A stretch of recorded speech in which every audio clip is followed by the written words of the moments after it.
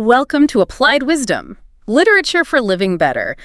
Great to have you with us. If you're here, you're probably already thinking about growth, right? That's the idea. So today we're doing a deep dive into Peter Hollins' book, The Science of Rapid Skill Acquisition. Basically, think of it as getting the cheat codes for learning stuff faster. Exactly. And it's based on actual research, not just guesswork. Hollins really breaks down this idea that some people are just natural learners. Right. It's not magic. Not at all. He argues it's a science, a set of methods anyone can use. So our plan today is to pull out the really practical stuff, the nuggets you can actually start using, like now. Sounds good. So first off, why is this even important? Learning quickly, I mean. The world's changing fast, obviously, but... Well, it's almost a survival skill these days, isn't it?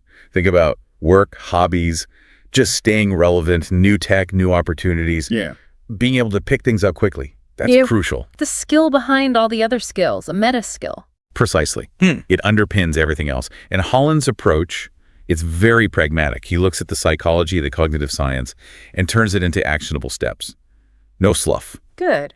So where do we start? If someone listening wants to get better at learning, what's the foundational piece? It really starts up here in your head, your mindset. What you believe about your own ability to learn makes a massive difference. The whole growth mindset idea. Exactly that. Believing you can develop abilities through effort, Hollins really emphasizes that.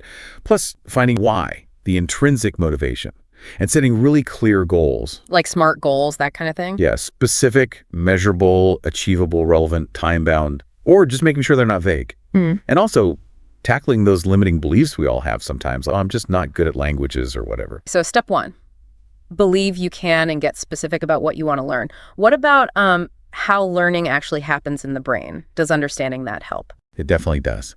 Hollins likely goes into the basics. Things like working memory. Think of it as your brain's temporary RAM, what you're juggling right now. Right, yeah. Then long-term memory, where things get stored more permanently.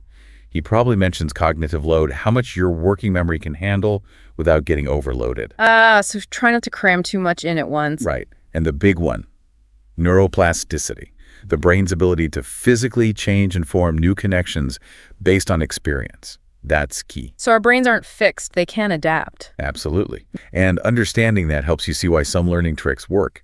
They align with these brain processes. Got it. So knowing that, how do we approach learning something complex without just feeling totally overwhelmed? Yep. That leads nicely into the 80-20 rule, the Pareto principle.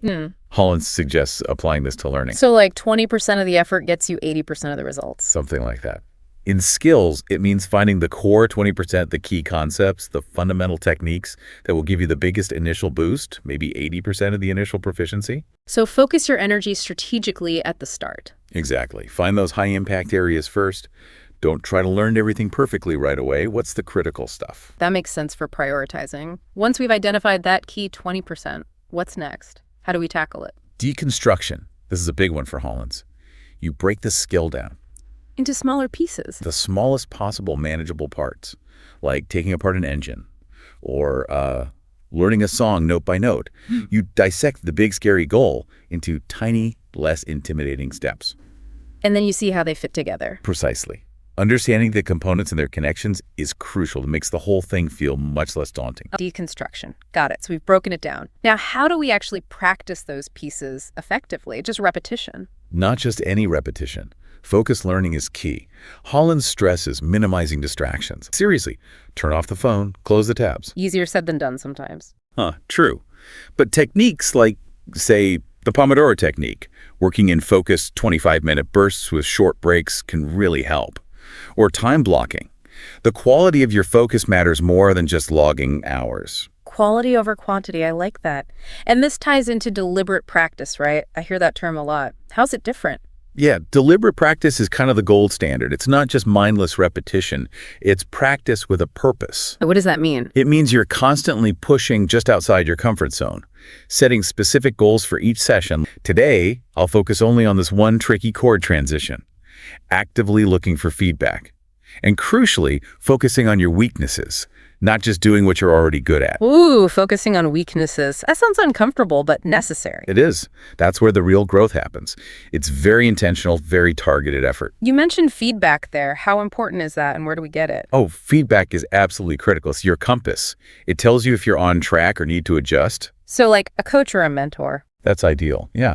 But it could also be peers, maybe others learning the same thing, or even self-assessment, recording yourself, reviewing your work critically. The key is being open to it, even if it stings a bit, and using it to refine how you practice. Build feedback loops into the process. Exactly. Don't just practice in a vacuum. So we're learning with focus, practicing deliberately, getting feedback. How do we make sure all this effort actually sticks? That we remember it. Right. Memory enhancement. Hollins definitely covers this. He talks about techniques like mnemonics, memory tricks like acronyms or rhymes. Visualization can help too, creating mental pictures. I've heard of those. And then there's spaced repetition. This is a big one.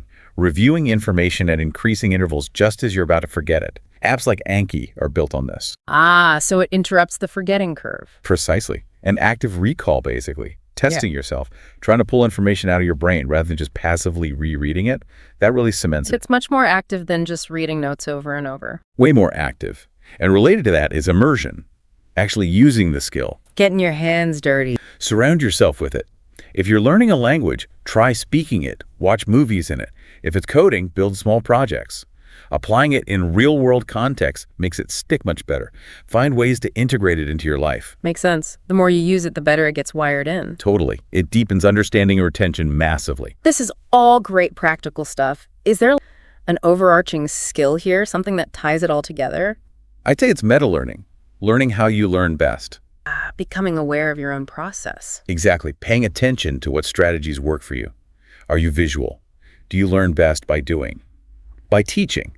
Experimenting and figuring out your own optimal learning style is maybe the most powerful skill of all. Continuously refining your approach. Like the Feynman technique you mentioned earlier, learning by trying to teach it simply. That's a fantastic meta-learning tool. Trying to explain something in simple terms instantly shows you where your gaps are. It forces clarity. Okay, so pay attention to how we learn, not just what we learn. You got it. What about hitting roadblocks, those plateaus where you feel stuck? Yes, plateaus. They're totally normal in learning. Hollins likely offers strategies, maybe varying your practice, introducing new challenges within the skill, seeking different kinds of feedback, or sometimes just taking a strategic break. A break can actually help. Absolutely. Your brain needs time to consolidate information. Rest and sleep are crucial for memory formation. Don't underestimate downtime. It's part of the process. Good reminder. We focus so much on the doing. We do. But recovery is key. And one other thing, transfer. Look for connections. How can something you learned in one area help you learn something else faster? Often there are underlying principles. Finding patterns across different skills. It can accelerate things surprisingly. So bringing it all together, it sounds like building your own sort of learning blueprint is the way to go, combining these ideas. That's a great way to put it. Taking deconstruction, deliberate practice, feedback, memory techniques, meta learning, and weaving them into a personal plan tailored to what you want to learn. Maybe start with a small project. Try to learn one specific thing in, say, 30 days using these methods. That's a fantastic idea. A focused learning project is the perfect way to test these principles and see the results firsthand. It builds confidence and solidifies the habits. Wow. Okay. We've covered a lot, but it feels really actionable. That's Hollins' strength, I think. It's very grounded. The main takeaway, learning quickly isn't some gift. It's a skill you can build using specific science-backed strategies. It puts the power back in our hands. It really does. So maybe think about just one or two ideas from this that resonated with you. What's one thing you could try this week? Even a small shift can start making a difference. Great advice. Well, thank you for unpacking all that from the science of rapid skill acquisition. Really useful stuff. My pleasure. It's fascinating material. Absolutely. All right. Thanks for joining us on this deep dive with applied wisdom. Stay tuned for the next one. And hey, if this helped you out, please like and subscribe. It really does help the channel.